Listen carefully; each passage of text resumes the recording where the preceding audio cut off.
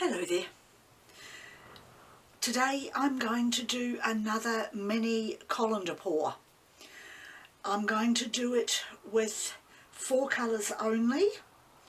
I have used Reno Art Antique White mixed with some iridescent medium, burnt sienna from Reno Art also mixed with silver. I used a lot of silver and a small amount of burnt sienna, and I came up with a colour that is almost a rose gold. The same thing with the vermilion, a small amount of vermilion orange mixed with a larger amount of silver, which gave me almost a rust orange metallic, and Montmartre Dimensions Pearl Wine Red, which is just mixed with my regular medium. And I've put all the colours into a cup, which I will show you the clip at the end of the way I put the colours in. So I'm going to pour that now onto the canvas through the mini colander, and then I'm going to spin it out. So I'll get started now.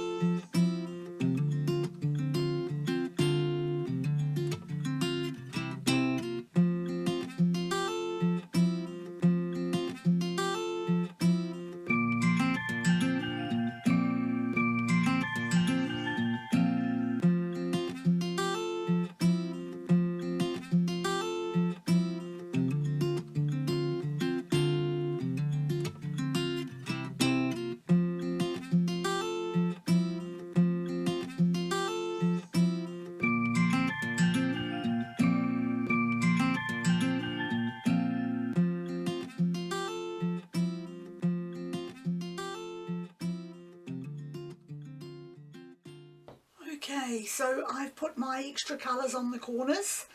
I've still got some of the burnt sienna colour left, so I might just put a little bit more of that down. It's just to encourage the paint to move out more easily.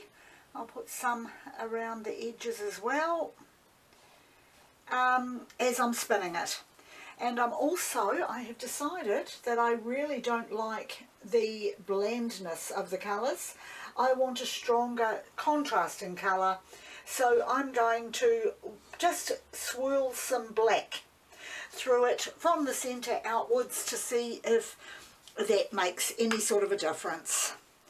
So I will just move this around as I'm doing it, starting in the middle and swirling.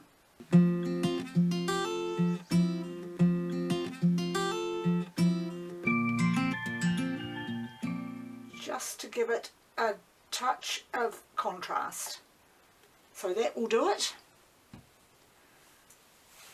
Now I'm going to walk away and leave that for a little while longer, just to allow the rest of that paint to come through, and then I will lift the colander and start the spinning.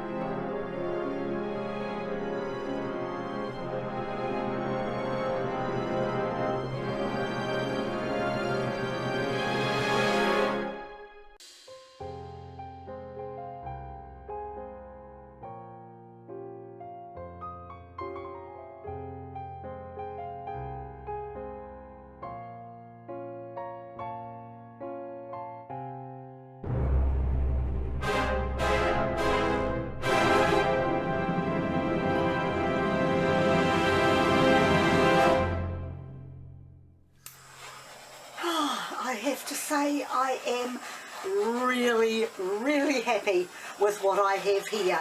It's obvious you have realised what I was going for. It's not the most perfect eye in the world. It's an eye, well, it's what I call an eye, and it's watching me, and I'm just so pleased with it. But adding the black was something I needed to do to stop the blandness, but I also wanted to see what sort of pattern it would make added at the end rather than from in the cup. And as I started spinning it out, it just looked too centralised to me. Again, there was nothing exciting or interesting about it, so that was when I decided I was going to tilt it slightly and then spin it again and then tilt it back slightly and yeah, continue spinning it. So that is my result for today. I'm going to now bring it up closer to the light for you to see, and you can pick out the colours in the edges of the black as it comes out from the centre. They look really, really pretty. I have got a lot of little dots because the main colours, not the black but the others, were all mixed within the last hour or two, so they are quite, you know, quite bubbly from that. But I have no problem with that either, because it's just kind of gives it more of what I consider to be a natural look rather than just the dull black all the way through. So that has been an experiment that was well worth doing, because the artist I was a year ago when I was starting out, I would never have thought of adding the black. I just would have kept going with what I was doing, following everything that was uniform, and popping the iris, well, sorry, the eyeball piece in the middle, I'm assuming the iris, just added that final touch to it, and I'm just so pleased with it.